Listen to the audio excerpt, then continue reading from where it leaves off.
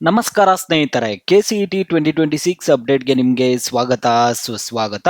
ಸ್ನೇಹಿತರೆ, ಪ್ರತಿ ವಿಡಿಯೋ ಕೆಳಗಡೆ ವಿದ್ಯಾರ್ಥಿಗಳು ಬಂದು ಕೇಳುವಂತಹ ಪ್ರಶ್ನೆ ಏನಂದರೆ KCET ಫಲಿತಾಂಶ ಯಾವಾಗ ಮತ್ತು KCET ಕೌನ್ಸಿಲಿಂಗ್ ಯಾವಾಗ ಅಂತ ಪ್ರತಿಯೊಬ್ಬ ವಿದ್ಯಾರ್ಥಿಗಳು ಬಂದುಬಿಟ್ಟು ಕಾಮೆಂಟ್ ಮುಖಾಂತರ ಕೇಳ್ತಾನೆ ಇದ್ರು. ನಾನು ಪ್ರತಿ ವಿಡಿಯೋದಲ್ಲೂ ಹೇಳ್ತೀನಿ, ವಿಡಿಯೋಗೆ ಲೈಕ್ ಮಾಡಿಬಿಟ್ಟು ನೀವು ಕಾಮೆಂಟ್ ಮುಖಾಂತರ ಕಾಮೆಂಟ್ ಮಾಡಿದಾಗ ಯಾವ ಟಾಪಿಕ್ ಬಗ್ಗೆ ವಿದ್ಯಾರ್ಥಿಗಳು ಹೆಚ್ಚಿಗೆ ಕಾಮೆಂಟ್ಸ್ ಮಾಡಿರ್ತಾರೋ ಅದ್ರ ಬಗ್ಗೆನೇ ನಮ್ಮ ಚಾನಲ್ ಕಡೆಯಿಂದ ಮುಂದಿನ ವಿಡಿಯೋ ಬರುತ್ತಂತ ನಿಮಗೆ ಹೇಳಿದ್ದೆ.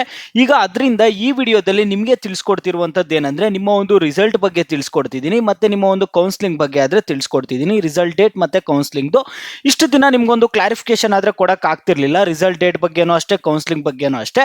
ಈಗ ಒಂದು ಕ್ಲಾರಿಫಿಕೇಶನ್ ಆದ್ರೆ ವಿದ್ಯಾರ್ಥಿಗಳಿಗೆ ಕೊಡ್ಬೋದು, ಯಾವಾಗ ಬರುತ್ತೆ ಏನು ಅನ್ನುವಂಥದ್ದನ್ನ ಎಲ್ಲ ನಿಮಗೆ ಸಂಪೂರ್ಣವಾಗಿ ತಿಳಿಸ್ಕೊಡ್ತೀನಿ. ಎಲ್ಲರೂ ವಿಡಿಯೋ ಕೊನೆವರೆಗೂ ನೋಡಿ. ಅದಕ್ಕೆ ಮುಂಚೆ ನೀವೇನಾದ್ರೂ ಚಾನಲ್ ಅನ್ನು ಇನ್ನೂ ಸಬ್ಸ್ಕ್ರೈಬ್ ಮಾಡದೆ ನೋಡ್ತಿದ್ರೆ ಈಗಲೇ ಚಾನಲ್ ಅನ್ನ ಪಟ್ಟಂತ ಸಬ್ಸ್ಕ್ರೈಬ್ ಮಾಡ್ಕೊಳ್ಳಿ, ಮತ್ತೆ ವಿಡಿಯೋಗೊಂದು ಲೈಕ್ ಆದ್ರೆ ಕೊಡಿ.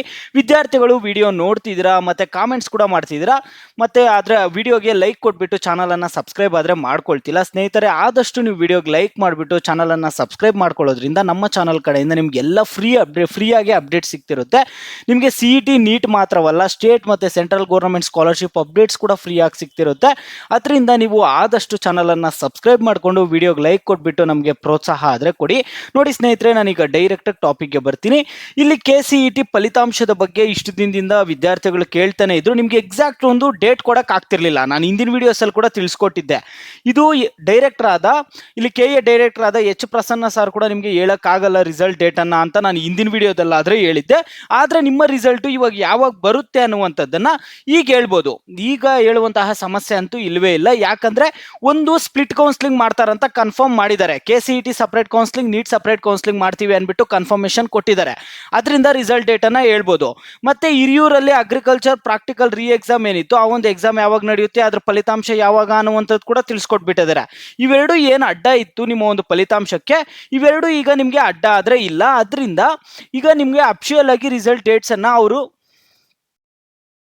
ಅದರಿಂದ ನಿಮಗೆ ಈಗ CET ಫಲಿತಾಂಶ ಯಾವಾಗ ಬರ್ಬೋದು ಅನ್ನುವಂತಹ ದಿನಾಂಕವನ್ನಾದರೆ ಕೊಡ್ಬೋದು. ಸ್ನೇಹಿತರೆ ನೋಡಿ, ನಿಮಗೆ ಈ ತಿಂಗಳಲ್ಲಂತೂ ನೀವು ಯಾರು ಎಕ್ಸ್ಪೆಕ್ಟ್ ಮಾಡಕ್ಕೆ ಹೋಗಬೇಡಿ. ಯಾಕಂದರೆ KA ಮಂಥನ ಇರುವ ಕಾರಣದಿಂದ 25ನೇ ತಾರೀಕಿಂದ 30ನೇ ತಾರೀಕುವರೆಗೂ ಇದೆ.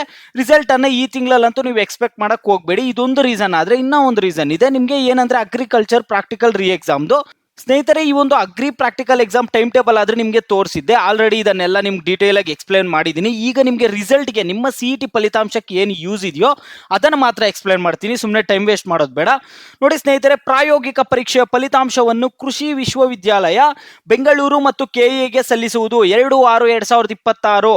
ಇಲ್ಲಿ ಎಲ್ಲ ಅವರು ಹಿರಿಯೂರಲ್ಲಿ ಏನು ಅಗ್ರಿ ಪ್ರಾಕ್ಟಿಕಲ್ ರೀ ಎಕ್ಸಾಮ್ ನಡೀತಿದೆ, ಆ ಒಂದು ಎಕ್ಸಾಮ್ದು ಫಲಿತಾಂಶ ಬಂದ್ಬಿಟ್ಟು ಜೂನ್ 2ನೇ ತಾರೀಕು ಫಲಿತಾಂಶ ಆದರೆ ಬರುತ್ತೆ. KA ಅವರು ಫಲಿತಾಂಶ ಕೊಡೋದಕ್ಕೆ ಎಲ್ಲ ರೆಡಿಯಾಗಿ ಇಟ್ಕೊಂಡವ್ರೆ. ಪ್ರತಿಯೊಂದು ಸಿದ್ಧತೆ ಆದ್ರೆ ನಡೆದಿದೆ. ಓಕೆನಾ, ಇವ್ರು 2ನೇ ತಾರೀಕು ಸಬ್ಮಿಟ್ ಮಾಡಿಬಿಟ್ರೆ ಇಲ್ಲಿ ರಿಸಲ್ಟ್ ಅನ್ನ ನಿಮಗೆ 3ನೇ ತಾರೀಕು ಆದಷ್ಟು CET ಫಲಿತಾಂಶ 3ನೇ ತಾರೀಕು ಬಂದ್ಬಿಡುತ್ತೆ. 3ನೇ ತಾರೀಕಂತೂ ಬರುವಂತ ಚಾನ್ಸಸ್ ತುಂಬಾನೇ ಇದೆ. 3ನೇ ತಾರೀಕು ಏನಾದರೂ ಮಿಸ್ ಆಗಿದೆ ಅಂದ್ರೆ ಜೂನ್ 4ನೇ ತಾರೀಕಂತೂ ನಿಮಗೆ ಫಲಿತಾಂಶವನ್ನ ಕೊಟ್ಟೆ ಕೊಡ್ತಾರೆ ಸ್ನೇಹಿತರೆ. ಯಾಕಂದ್ರೆ ಈಗಲೇ ತುಂಬಾ ಲೇಟ್ ಆಗ್ಬಿಟ್ಟಿದೆ. ಈಗ KA ಮಂಥನ ಇದೆ, ನಿಮಗೂ ಗೊತ್ತಿದೆ. ಇದು 30ನೇ ತಾರೀಕುವರೆಗೂ KA ಮಂಥನ ಇದೆ. ಮತ್ತೆ ಇಲ್ಲಿ ಅಗ್ರಿ ಪ್ರಾಕ್ಟಿಕಲ್ ಎಕ್ಸಾಮ್ ಏನಿದೆ ಇದ್ರದ್ದು ಫಲಿತಾಂಶ ಬಂದ್ಬಿಟ್ಟು 2ನೇ ತಾರೀಕು ಕೊಡ್ತಿದ್ದಾರೆ. ಅದರಿಂದ ನಿಮಗೆ 3ನೇ ತಾರೀಕು ಎಕ್ಸ್ಪೆಕ್ಟ್ ಮಾಡಬಹುದು ನಿಮ್ಮ ಒಂದು KCET ಫಲಿತಾಂಶವನ್ನ. 3ನೇ ತಾರೀಕು ಏನಾದರೂ ಮಿಸ್ ಆಗಿದೆ ಅಂದ್ರೆ 4ನೇ ತಾರೀಕು ನಿಮಗೆ CET ವಿದ್ಯಾರ್ಥಿಗಳು ಫಲಿತಾಂಶ ಕೊಟ್ಬಿಡ್ತಾರೆ. ಯಾಕಂದ್ರೆ ಈಗಾಗಲೇ ತುಂಬಾ ಲೇಟ್ ಆಗಿದೆ. ಈಗ ಅವಾಗ ಏನಾದ್ರು ಕೊಟ್ಟಿದ್ದಾರೆ ಅಂದ್ರೆ ಮತ್ತೆ ಏನಾಗುತ್ತೆ ಗೊತ್ತಾ, ನಿಮಗೆ ಒಂದು ವೆರಿಫಿಕೇಶನ್ ಸ್ಲಿಪ್ ಕೊಡ್ತಾರೆ. ಓಕೆನಾ, ವೆರಿಫಿಕೇಶನ್ ಸ್ಲಿಪ್ ಡೌನ್ಲೋಡ್ ಲಿಂಕ್ ಕೊಡ್ತಾರೆ. ಆ ಒಂದು ಲಿಂಕ್ ಇಂದ ನಿಮ್ಮ ಒಂದು ವೆರಿಫಿಕೇಶನ್ ಸ್ಲಿಪ್ ಅನ್ನ ನೀವೆಲ್ಲರೂ ಡೌನ್ಲೋಡ್ ಮಾಡ್ಕೊಳ್ತೀರಾ. ಡೌನ್ಲೋಡ್ ಮಾಡ್ಕೊಂಡಾದ್ಮೇಲೆ ಅದ್ರ ಮುಖಾಂತರ ನಿಮಗೆ ಕೌನ್ಸಿಲಿಂಗ್ ಆದ್ರೆ ಸ್ಟಾರ್ಟ್ ಆಗುತ್ತೆ. ಈಗ ಒಂದು 4ನೇ ತಾರೀಕು ಫಲಿತಾಂಶ ಕೊಟ್ಬಿಟ್ಟಿದ್ದೀರಾ ಅಂದ್ರೆ ಒಂದು 10ನೇ ತಾರೀಕು ಹಂಗೆ ನಿಮಗೆ ಕೌನ್ಸಿಲಿಂಗ್ ಸ್ಟಾರ್ಟ್ ಮಾಡೋದಕ್ಕೆ ಶುರು ಮಾಡ್ಕೊಳ್ತಾರೆ.